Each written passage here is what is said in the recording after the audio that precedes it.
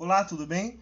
O meu nome é Juliano Alessandro dos Santos e eu vou estar apresentando a aplicação do banco NoSQL no mundo real. Bem, esse trabalho ele vai servir como a P2 para a matéria de banco de dados não relacional e eu sou aluno do terceiro semestre de DSM, então vamos começar.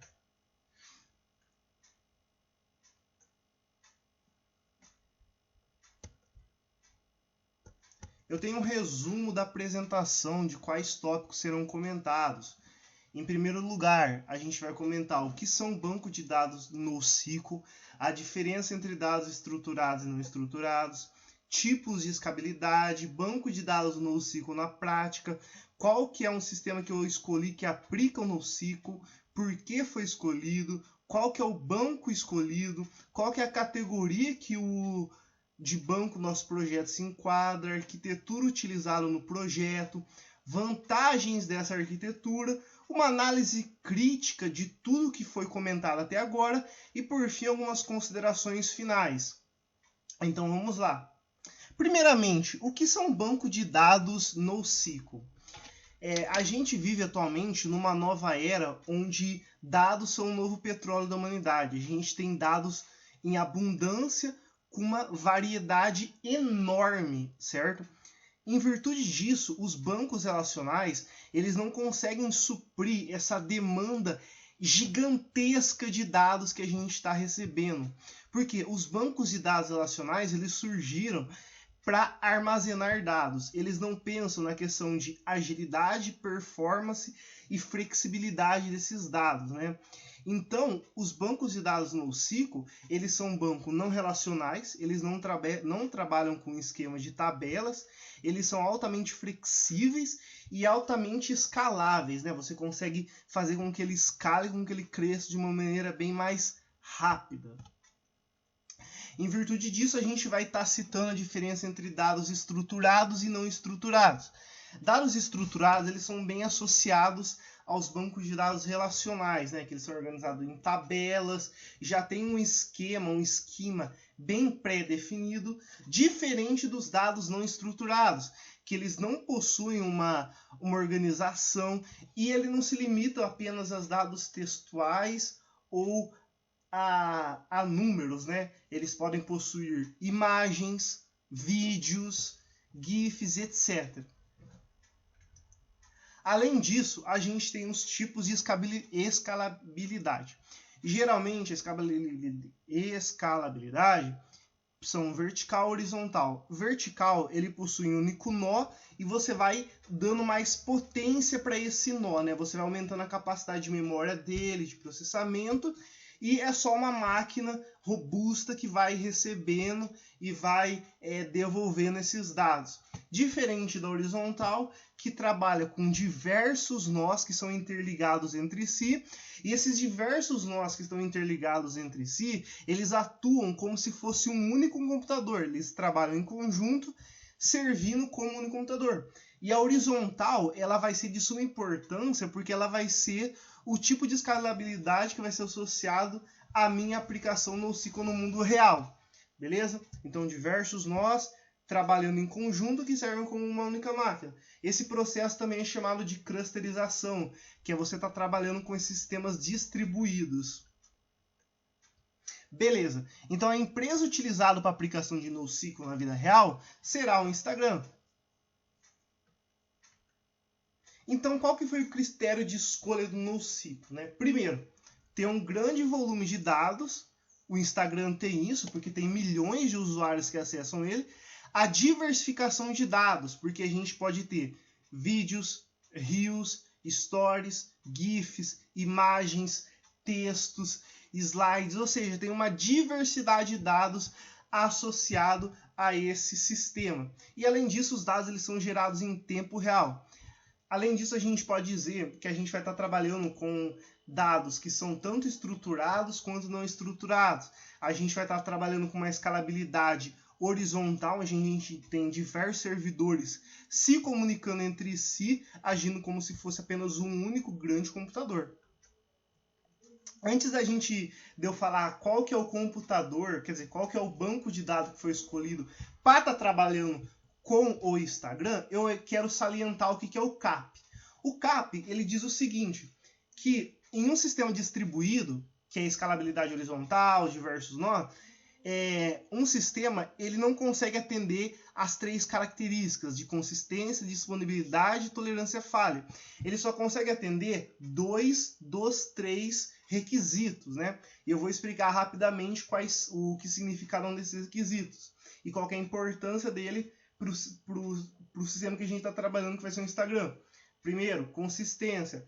É que os dados eles serão dados para o usuário o mais atuais possíveis, né? Eles vão ter consistência. Eu não vou passar para o usuário um dado antigo e para o outro usuário um dado novo. A disponibilidade é o seguinte, a gente está trabalhando com diversos servidores. E esses diversos servidores, se um ou 2 servidores ele tiver desabilitado, toda a aplicação não vai cair. A aplicação ela tem que se manter, mesmo que esses 2 nós eles parem de funcionar. Além disso, a gente tem a tolerância à falha. O que é? Se um ou 2 nós eles pararem de se comunicar, isso não significa que todo o sistema irá parar de funcionar. Em virtude disso, a gente vê que o Instagram, o que se enquadra melhor para ele seria a disponibilidade e a tolerância à falha.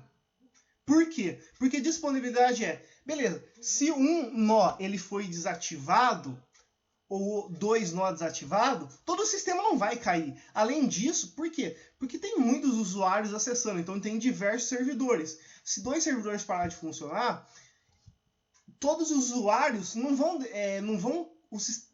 todos os usuários não vão perder a conectividade com o Instagram só porque 2 sistemas pararam de funcionar. Além disso, se esses 2 sistemas eles pararem de se comunicar, todo o sistema não será afetado. Então o usuário ainda conseguirá se comunicar entre si com seus amigos no Instagram. Por causa disso, por causa de eu não perder essa capacidade de comunicação entre os usuários, que são muitas pessoas acessando. Por isso a gente vai levar em consideração para a escolha do banco a disponibilidade e a tolerância à falha. Em virtude disso, a gente acaba escolhendo o Cassandra. Por quê? O Cassandra ele tem a disponibilidade e a tolerância à partição, que eu já havia comentado anteriormente. Em virtude disso, o Cassandra ele trabalha com uma categoria de banco de dados chamada orientado à coluna. Por quê? Sistemas relacionais, geralmente, eles trabalham com bancos que são orientados a linhas, né? Que cada linha representa uma instância, né? Um objeto, vamos dizer assim. Só que, como eu falei, quando o banco de dados relacional foi criado, ele não pensou em performance, em desempenho, mas sim somente em armazenar esses valores. Em virtude disso, se eu quero saber, por exemplo, imagina que tivesse mais colunas aqui nesse campo aqui, e eu quiser saber, por exemplo, CPF, e ele tem que percorrer N colunas até achar o CPF. Ou seja, ele demandaria muito tempo para retornar apenas uma coisa. Em virtude disso, o Cassandra desenvolve o banco de dados do tipo orientado à coluna, no qual a gente fragmenta essa tabela maior em várias tabelas com cada informação. Então eu tenho aqui uma tabela para pessoas, para nome e para idade. Então se eu quiser saber idade, eu consulto apenas a coluna de idade. Se eu quiser saber de nome, eu consulto apenas de nome. Ou seja, retornando a consulta de maneira mais rápida. Porque se eu tivesse de linha, eu teria que percorrer toda essa linha até encontrar a informação que eu quero. Além disso, a arquitetura do banco de dados do Cassandra é o MapReduce, que é basicamente o seguinte, ele vai particionar um problema maior em diversos pequenos problemas e ele vai lá e resolve cada um desses pequenos problemas. Então, ele resolve cada um desses problemas menores de cada nó. Por isso eu posso dizer que a vantagem dele é ele não se preocupar com escalonamento, já que cada problema ele pode ser associado a um nó, a um cluster. Então ele tem maior velocidade e maior performance de resolução de problemas, porque ele não vai tentar resolver um todo de uma vez, vai particionar esses problemas para os diversos nós que a gente tem no nosso sistema e vai um por um resolvendo até resolver todos. E eu quero trazer, além disso, uma análise crítica a respeito do NoSQL. Por quê? é o seguinte, a gente tem que pensar no seguinte, a gente tem flexibilidade por consistência. A gente está trabalhando com o Instagram. O Instagram é muitas informações que são geradas constantemente e etc. Beleza, vale a pena a gente manter, retornar diversas informações, bastante informações e não se preocupar em armazenar essas informações? Beleza, vamos pensar nisso, é um debate aqui. Além disso, né, a gente tem a questão do ACID de base, que seria ácido de base para química, né, mas basicamente é ACID para relacional e base para não relacional. O ACID, ele é o seguinte, ele fala assim, você tem que manter a consistência a todo tempo. E a base não. Você vai manter a consistência em momentos específicos, você não precisa ser consistente em todo tempo. Será que esses dados que eu estou perdendo nos momentos que não são consistentes, será que eles realmente vão ser inúteis, né? E um outro questionamento é aprendizado e adoção. Será que realmente é aprendizado e adoção?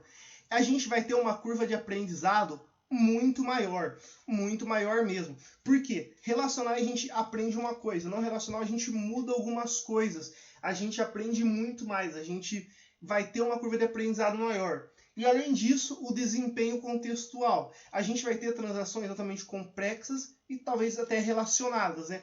Então, vale a pena realmente escalar horizontalmente e verticalmente? Na verdade, eu coloquei isso daqui, mas na minha opinião, realmente é horizontal. Não tem como. Você tem muitas informações que são trocadas constantemente. E eu acho que até respondo essa outra pergunta de flexibilidade e consistência, porque são informações que não tem tanta relevância para o usuário. Por quê?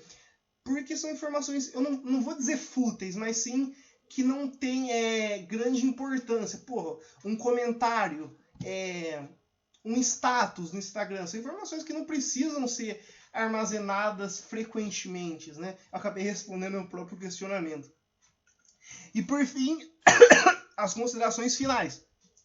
Objetivos alcançados? Sim, primeiro, eu trouxe um esquema de NoSQL, que é um Instagram, eu expliquei por que eu escolhi o Cassandra especificamente para o Instagram, porque ele tem muito usuário, então tem que ter uma disponibilidade muito grande, tem que ter uma tolerância à falha, porque as pessoas são milhões de pessoas acessando em horários diferentes, não preciso que esteja funcionando com frequência, né? Eu expliquei diversas terminologias dos bancos de dados NoSQL e fiz uma correlação direta com o Instagram que a gente está aplicando no mundo real. E bem, é essa a apresentação. Espero que você tenha gostado e um Feliz Natal e Feliz Ano Novo. E nos vemos aí no quarto semestre, Matheus.